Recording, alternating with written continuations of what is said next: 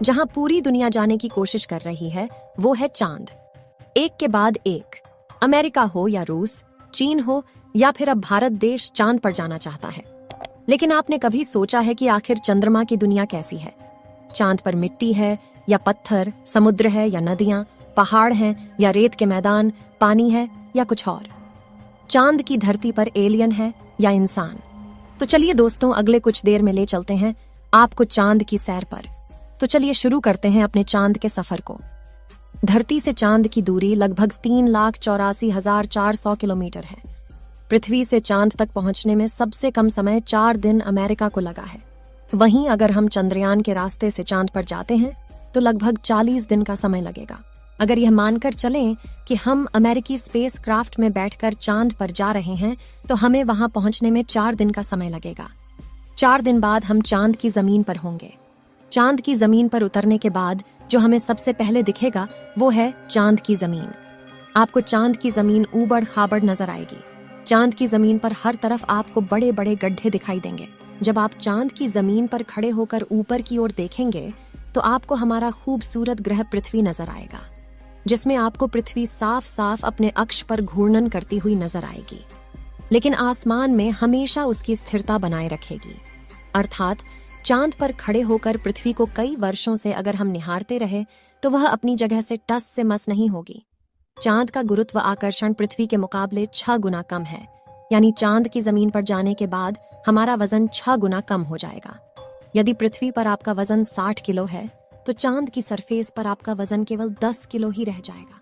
यानी चांद की जमीन पर उतरने के बाद आप अपने आप को काफी हल्का महसूस कर रहे होंगे।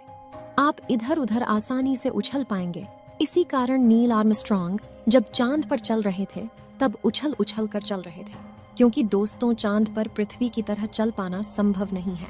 चांद की सतह पर नील आर्मस्ट्रॉन्ग और उनके साथियों के कदमों के निशान आज भी मौजूद हैं, क्योंकि वहां पर हवा न होने की वजह से वह निशान मिटा नहीं है। फिर थोड़ा चलने के बाद जब आप चांद पर इधर उधर देखोगे तो आपको बहुत सारा कचरा पेपर, बहुत सारे क्षतिग्रस्त सैटेलाइट और बैग्स मिलेंगे। ये सारा कचरा हम इंसान ने ही फैलाया है। ये कचरा इतना ज्यादा है कि 5 ट्रक भर सकते हैं। चांद पर कचरा और ये पेपर अंतरिक्ष यात्रियों ने फेंके थे, जिसमें उनकी मानव मूत्र और उल्टियां हैं। अब आप चांद की जमीन पर खड़े हैं तो आपको सबसे ज्यादा खतरा आसमानी मौत का है। चांद का गुरुत्व आकर्षण कम होने की वजह से इसके पास कोई भी वायुमंडल मौजूद नहीं है। वायुमंडल की नामौजूदगी के कारण वहां पर रहने वालों के लिए उल्का पिंड से मरने का खतरा लगातार बना रहता है। यानी आप चांद पर खड़े हैं और पता नहीं कब एक बड़ा पत्थर आसमान से गिरकर आएगा और आपकी मौत वहीं पर हो जाएगी। यही वजह है पृथ्वी से देखने पर जो चांद पर काले धब्बे दिखाई देते हैं, असल में वे धब्बे नहीं, गड्ढे हैं। जहां पर सूर्य की रोशनी नहीं पहुंच पाने की वजह से वो धब्बे नजर आते हैं। सूर्य के बाद आसमान में सबसे ज्यादा चमकने वाली अगर कोई चीज है तो वो है चंद्रमा। जब हम पृथ्वी से आसमान की तरफ देखते हैं तो हमें नीला दिखाई देता है, लेकिन जब चांद से आसमान की तरफ देखेंगे तो हमें नीला नहीं बल्कि काला दिखाई देगा। यानी आप जब भी ऊपर आसमान की तरफ देखेंगे तो आपको लगेगा कि आप काले आसमान की दुनिया में आ गए हैं। अब चांद पर खड़े होकर आप बहुत बोरिंग फील कर रहे हैं और हम मजाक नहीं कर रहे। अमेरिकी अंतरिक्ष एजेंसी नासा ने वर्ल्ड रिकॉर्ड में अपना नाम दर्ज करवाते हुए चांद पर वाईफाई की सुविधा उपलब्ध करा दी है, जो कि 3 MBPS तक इंटरनेट स्पीड देता है। यानी आप आराम से चांद पर इंटरनेट चलाकर अपना एंटरटेनमेंट कर सकते हैं। अब आपका मन कर रहा है इंटरनेट तो बहुत हुआ, अब चांद से मैं पृथ्वी पर अपने घर फोन करके बात करता हूँ। आपने फोन मिलाया, फोन लग भी गया, लेकिन ये क्या, आप बोल रहे हैं लेकिन आपकी आवाज मुंह से बाहर नहीं आ रही है। जी हाँ, ये सच है, चांद पर आप कितना भी जोर से चिल्ला लें, आपकी आवाज मुंह से बाहर नहीं आएगी। धरती पर वायु की हमेशा हर जगह उपस्थिति रहती है, लेकिन चंद्रमा का अपना कोई वायुमंडल नहीं है, इसलिए वहां पर ध्वनि तरंगों का संचरण सामान्य रूप से संभव नहीं है। यदि आप चंद्रमा पर किसी को पुकार कर बुलाना चाहेंगे तो उस तक आपकी आवाज नहीं पहुंच पाएगी। परंतु चंद्रमा पर एस्ट्रोनॉट्स स्पेस सूट में रहते हैं, जिसमें ऑक्सीजन और नाइट्रोजन भरकर कृत्रिम रूप से वायुमंडलीय दबाव बनाया जाता है। इसलिए वे सूट में बात कर सकते हैं और उसमें लगे माइक्रोफोन की मदद से किसी अन्य व्यक्ति तक भी अपनी बात पहुंचा सकते हैं। इस तरह से चंद्रमा पर टेलीफोन के काम करने में तो कोई समस्या नहीं है, लेकिन आपको ध्वनि को अपने मुंह से माइक्रोफोन तक पहुंचाने के लिए किसी माध्यम जैसे वायु की आवश्यकता पड़ेगी, जो कि इस स्पेस सूट में ही संभव है। भविष्य में अगर चांद पर इंसानी बस्ती बनती है तो यह संभव है कि टेलीफोन से चांद पर बात की जा सकती है, लेकिन चंद्रमा से पृथ्वी तक सिग्नल पहुंचने में लगभग 1.27 सेकंड का समय लगता है। इसलिए पृथ्वी से संपर्क के दौरान आपको रुक रुक कर बात करनी पड़ेगी। अब चांद पर हमको रहना है, तो अब बात करते हैं चांद पर दिन और रात के बारे में। चांद को पृथ्वी का एक चक्कर लगाने में 27.3 दिन लग जाते हैं और अपने अक्ष पर भी एक चक्कर लगाने में इतना ही टाइम लगता है। यही वजह है कि चांद पर हमें एक बार में एक भाग ही दिखता है, दूसरा भाग छिपा रहता है।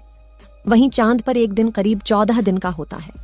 रात भी इतनी ही लंबी होती है, यानी चांद की सतह पर मौजूद वस्तुओं पर रात और दिन का बहुत ज्यादा असर होता है।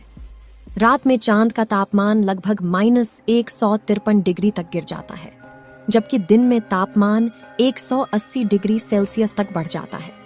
फिर चांद के अलग अलग हिस्सों की स्थितियां भी अलग अलग होती हैं। माना जाता है कि चांद का साउथ पोल ज्यादा ठंडा होता है। रात तो वहां पर इतनी ठंडी होती है कि पृथ्वी का कोई भी मनुष्य शायद ही उन हालात में रह पाए। बस्तियां बसाने की कल्पना तो दूर की बात है। अगर वैज्ञानिकों की माने तो चांद के साउथ पोल पर दिन में भी तापमान ज्यादा गर्म नहीं होता है, लेकिन रात बहुत ही ठंडी होती है। समय गुजरने के साथ ही यह गिरता है और बर्फ जमने लगती है, जो कि इस क्षेत्र में रहने की स्थितियों को और भी भयानक बना देती हैं। इन्हीं भयानक स्थितियों के चलते चांद पर अब तक जितने भी मिशन गए हैं वो सब उत्तरी इलाकों में किए गए हैं। रात में हमें जो चांद चमकता हुआ नजर आता है, लेकिन आपको जानकर काफी हैरानी होगी कि चांद की अपनी खुद की कोई रोशनी नहीं है।